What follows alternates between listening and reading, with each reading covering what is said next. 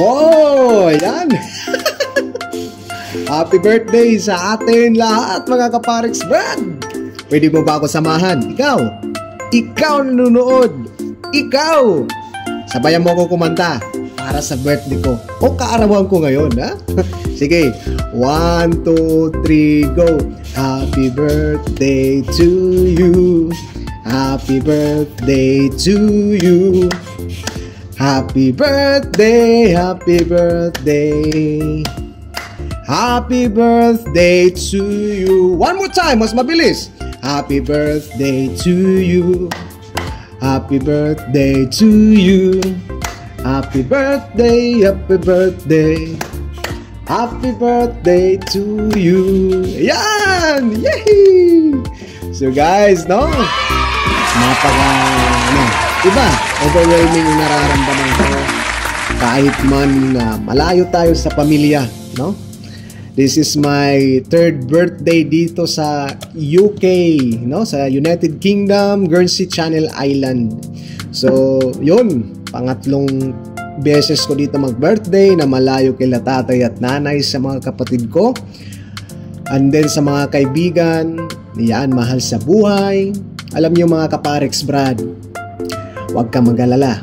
Darating din ang araw, makakapiling mo sila sa kaarawan mo. No? Huwag kang mawala ng pag-asa. Hindi lang dyan ang gusto ng Diyos. Gusto ni Jesus Christ na masulo ka. No? Gusto ni Lord na makasama ka niya. No? Yung tilang ikaw lang mag-isa, akala mo malungkot ka. Isipin mo, bakit nandiyan ka sa lugar na yan? Isipin mo, bakit ka nag-iisa ngayon sa kaarawan mo? Kausapin mo si Jesus Christ. Kasi bigyan natin ng panahon, no?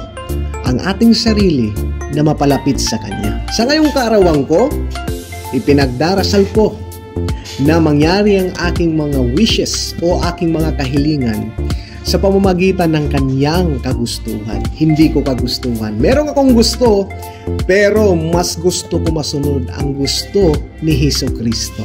Ayan, palakpakan natin. Praise God. No? 31 years na ako dito sa mundo. At pinapasalamatan ko yan. Dahil araw-araw nadadagdagan ang bilang ng aking buhay dito sa mundo. Mga Kaparex Brad, hindi tayo permanente dito. Hanggat andyan ka pa, hanggat nagdiriwang ka pa, habang gumigising ka pa at humihinga araw-araw, humingi tayo ng tawad sa Kanya. Humingi tayo ng kapatawaran sa kasalanan nating nagagawa araw-araw, kahit man sa ating mga kapwa-taong nasaktan. Dahil kung naalala mo lang siya sa mga bagay na masaya ka, sa mga bagay na nahihirapan ka, ay doon ka lang tatawag sa Kanya. Huwag ganon, Kaparex Brad.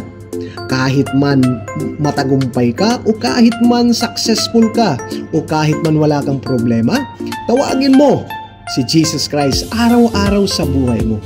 Gagaan at gagaan ang iyong pakiramdam na may Diyos na nagtatrabaho sa buhay mo. God is good all the time. All the time, God is good. Kaya mga Parex Brad, binabati ko lahat ang mga nagdiriwang ngayon. Happy birthday sa inyo at happy birthday din sa akin. Alam nyo ba't hindi ako malungkot? Masaya ako, Kaparex Brad, kahit nandito ako sa ibang bansa. Dahil may Diyos na bumubuhay sa akin.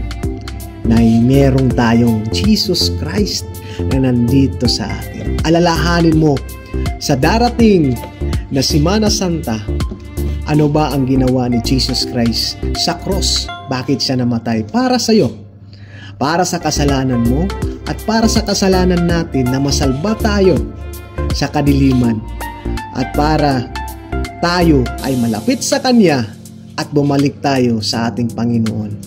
Ayan mga Parex Brad, be proud of yourself. Magpatawad ka at humingi ka ng tawad kahit paulit-ulit pa. Basta totoo at bukal sa puso mo, ha? Parex Brad, wag ka mag-alala, kahit tumanda tayo, kahit mawala tayo sa mundong ito, talagang hindi ka magsisisi dahil may Diyos na may kasama ka doon sa walang humpay at walang katapusang buhay na ibibigay niya. Temporary lang ang mundong ito. Temporal lang tayo dito. Hindi tayo permanente. Parang borders lang tayo.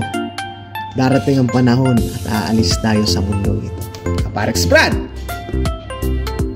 let's blow the candle. Yan! Salamat mga Parex Brad. Palakpakan natin ang ating karawan ngayon at ang karawan ko. Salamat sa inyong lahat. In Jesus' name. Ciao mga Parex Brad! Bye-bye!